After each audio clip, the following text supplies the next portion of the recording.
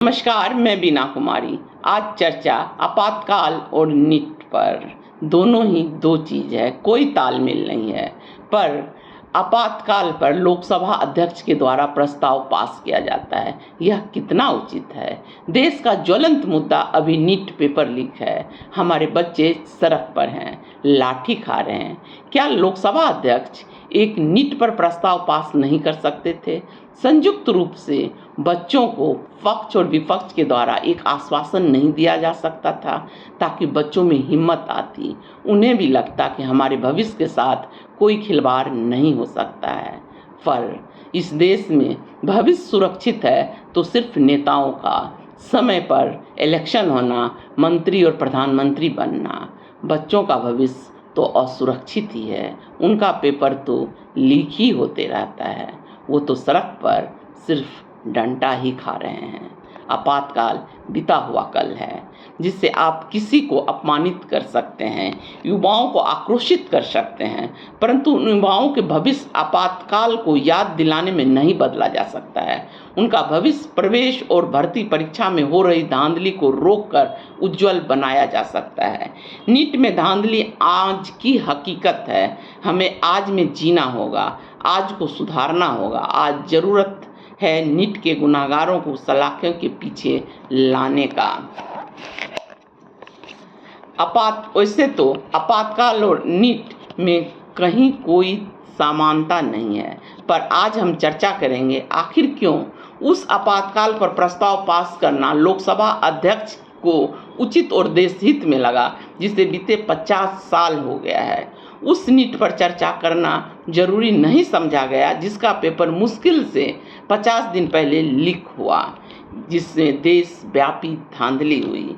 इस पर कहीं कोई शक नहीं है कि आपातकाल भारतीय लोकतंत्र का एक काला धब्बा है, जिसको कोई भी सही नहीं कह सकता है। दर्जनों पुस्तकें आपातकाल पर लिखी जा चुकी है।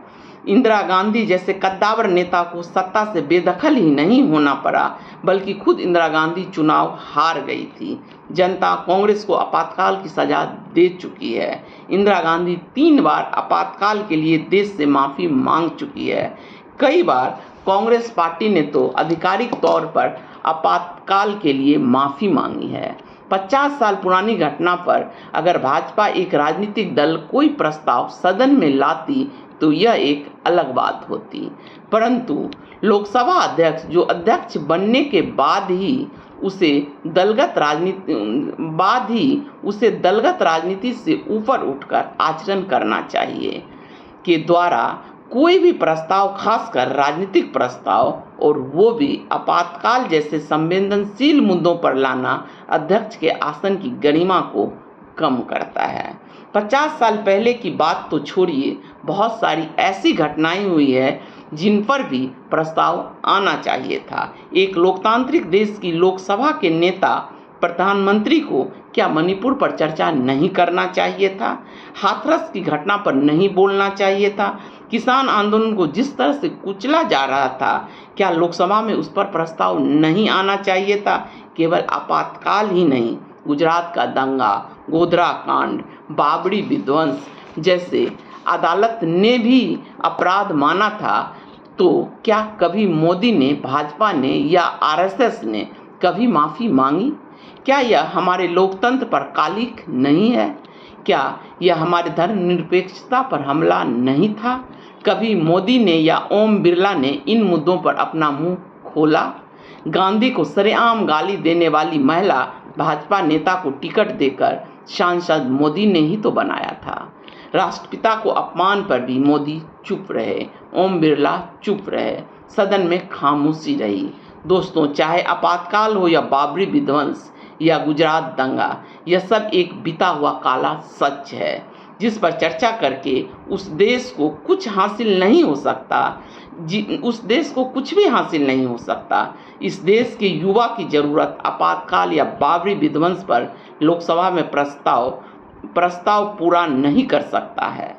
यहाँ अगर इस देश की सर्वोच्च पंचायत में अगर नीट पर एक आम सहमति से प्रस्ताव पास होता तो शायद सड़क पर प्रदर्शन कर रहे हमारे देश के भविष्य को एक आशा का संचार होता।